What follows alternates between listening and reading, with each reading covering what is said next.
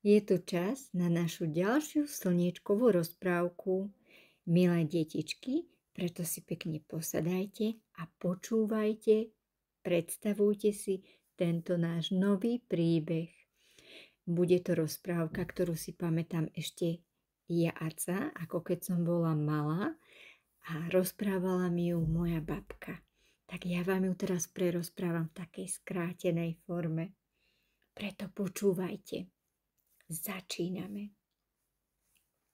Za 7 horami, dolami bola jedna malá chalúbka a v tej chalúbke žil starček so starenkou. Nemali deti, preto im bolo občas smutno.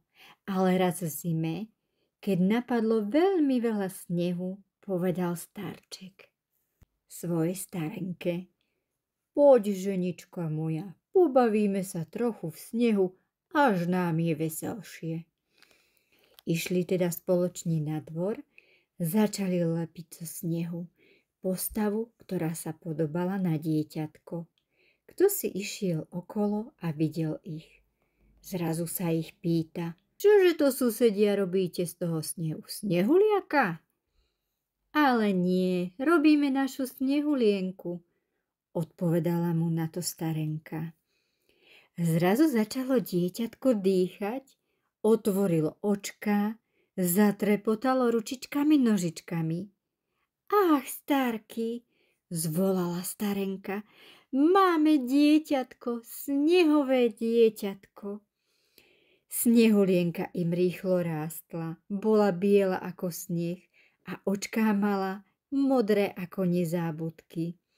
Starček a starenka mali z nej veľkú radosť.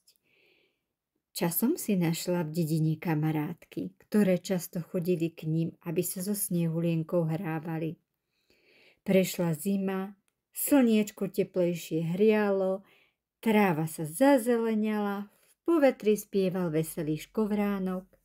Všade bolo plno radosti, len snehulienka zosmutnela, chýbal jej sneh.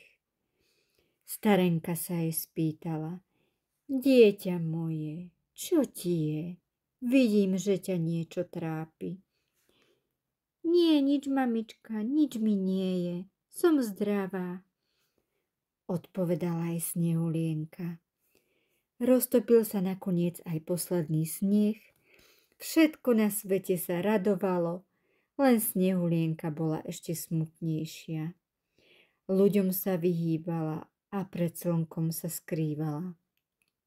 Prešla jar, časom prešlo leto, dievčatá z dediny sa vybrali do hory, volali aj snehulienku. Starenka ju nechcela pustiť, bála sa o ňu. Dievčatá jej ale slúbili, že dajú na snehulienku veľký pozor. Nakoniec teda starenka súhlasila a snehulienku s dievčatami pustila.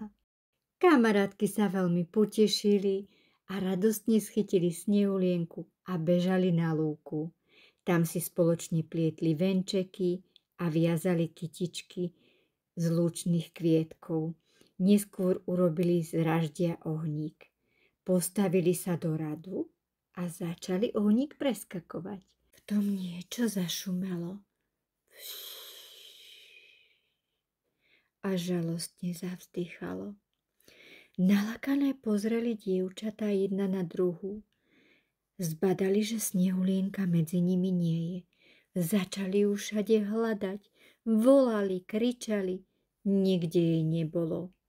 Prehľadali celý les, celú lúku, ale snehulienku nenašli.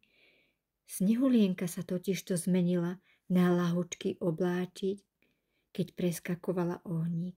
Starček a starenka za ňou ešte dlho smútili, ale všade rozprávali svoj príbeh, aké mali v živote šťastie, že raz mali dieťatko zo snehu menom Snehulienka.